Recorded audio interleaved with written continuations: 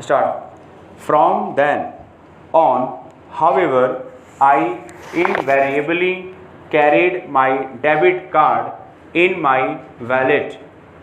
Once at an ATM, my first few attempts to insert the debit card in the slot failed. Only with the help of another ATM client, the card could be inserted. When I was asked to enter my PIN, I keyed in the four digits that I recalled and it was rejected. After three failed attempts, I was flummoxed on learning that my card was temporarily blocked for 24 hours, obviously due to my Fox Pass. Thereafter, I made it a point to note the PIN and passwords I used for different transactions on a slip of paper and keep it in my wallet, though it was against security guidelines. On another occasion, I had to change my address in the Aadhaar card. I went to a service center where I was asked to give my previous cell phone number linked to my Aadhaar card. Having got it, the gentleman asked me to give the OTP which I would be getting on my previous cell phone. I could not do so as I was no longer using that defective instrument. Perhaps I had consigned it to a box in a corner of my shelf.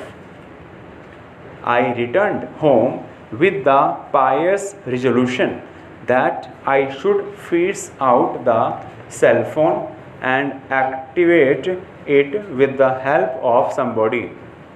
As is well known, a ration card holder has to go personally to the allotted ration shop and undergo biometric verification before drawing the rations. Quite often, fingerprints of aged persons are not readable by the scanner. Every time I went to the shop, I was successful in the authentication process only after a few attempts using different figures, even as the shopkeeper sniggered as he watched. These were but a few such incidents which were somewhat discouraging, yet I was not deterred. I considered such experiences as stepping stones on the road to digital engagements. The rise of artificial intelligence has transformed every aspect of our lives and has even challenged our understanding of the mind, brain, and consciousness.